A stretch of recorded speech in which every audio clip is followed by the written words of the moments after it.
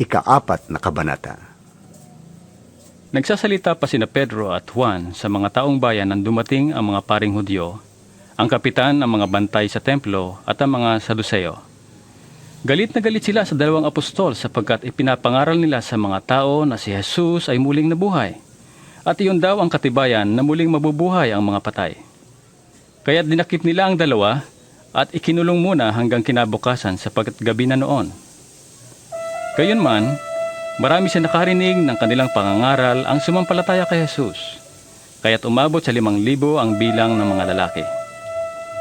Kinabukasan, nagkatipon sa Jerusalem ang mga tagapanguna ng mga Hudyo, ang mga matatandang namumuno sa bayan at ang mga tagapagturo ng kautusan. Kasama nila si Anas, ang pinakapunong pari, si Caifás, si Juan, si Alejandro, at ang iba pang mga kamag-anak ng pinakapunong pari. Pinaharap nila ang mga apostol at tinanong, Sa anong kapangyarihan o sa kaninong pangalan ninyo ginagawa ang bagay na ito? Sumagot si Pedro na puspos ng Espiritu Santo. Mga tagapanguna at pinuno ng bayan, kung sinisiyasat ninyo kami ngayon tungkol sa kabutihang ginawa namin sa lumpong ito, at kung paano siya gumaling, nais kong malaman ninyong lahat at ng buong Israel na ang taong ito'y nakatayo sa inyong harapan at lubusang gumaling dahil sa kapangyarihan ng pangalan ni Jesucristong taga Nazaret, na inyong ipinako sa krus, ngunit muling binuhay ng Diyos. Ang Jesus na ito, ang batong itinakwil ninyong mga tagapagtayo ng bahay, ang siyang naging batong panulukan. Sa kanya lamang matatagpuan ang kaligtasan, sapagkat walang ibang pangalan ng sinumang tao sa buong mundo na ibinigay ng Diyos sa mga tao upang tayo ay maligtas. Nagtaka ang buong Sanhedrin sa katapangang ipinakita ni na Pedro at Juan, lalo na nang malaman nilang mga karaniwang tao lamang ang mga ito at hindi nakapag-aral. Nalaman din nilang dating kasamahan ni Jesus sa mga ito. Ngunit dahil kaharap nila ang taong pinagaling na nakatayo sa tabi ni na Pedro at Juan, wala silang masabi laban sa dalawa. Kaya't pinalabas muna ng Sanhedrin ang dalawa at saka sila nag-usap. Anong gagawin natin sa mga taong ito? Tanong nila, Hayag na sa buong Jerusalem na isang pambihirang himala ang naganap sa pamamagitan nila. Hindi natin ito may kakaila.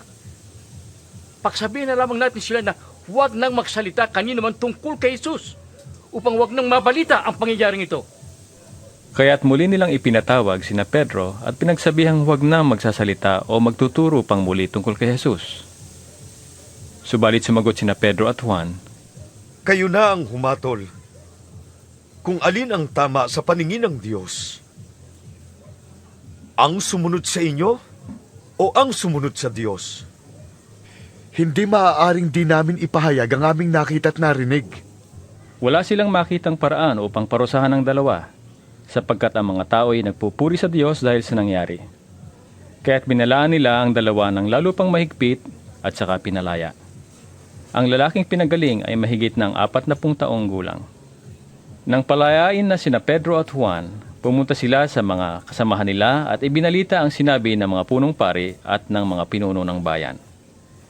Nang marinig ito ng mga mananampalataya, sama-sama silang nanalangin sa Diyos ng ganito, Panginoon, kayo po ang lumikha ng langit at ng lupa, ng dagat at ng lahat ng nilalaman nito.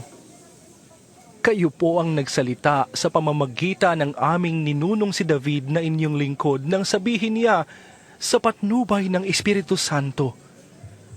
Bakit galit na galit ang mga hintil at ang mga tao'y nagbabalak ng walang kabuluhan?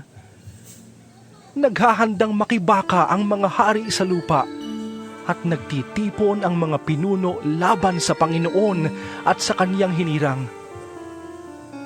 Nagkatipon nga sa lungsod na ito sina Herodes at Poncio Pilato, kasama ang mga hentil at ang buong Israel, laban sa inyong banal na lingkod na si Jesus, ang inyong hinirang. Nagkatipon sila kaya't naisakatuparan ng mga dapat mangyari ayon sa itinakda ninyo noon pang una. At ngayon, Panginoon, tingnan ninyo, pinagbabantaan nila kami. Tulungan ninyo ang inyong mga alipin na maipangaral ang inyong salita ng buong tapang. Iunat ninyo ang inyong kamay upang magpagaling at loobin ninyo na sa pangalan ng inyong banal na lingkod na si Jesus ay makagawa kami ng mga himala. Pagkatapos nilang manalangin, nayanig ang kanilang pinagtitipunan.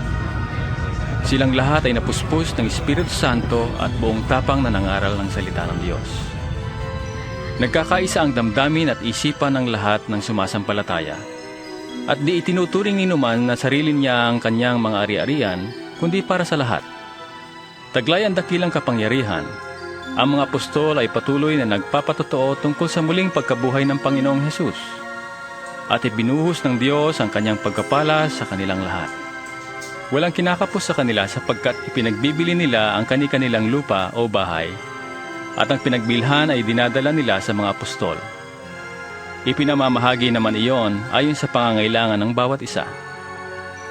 Ganon ang ginawa ni Jose, isang Levitang taga-Chipre, na tinawag ng mga apostol na Bernabe, na ang ibig sabihin matulungin. Ipinagbili niya ang kanyang bukid at ibinigay sa mga apostol ang pinagbilhan.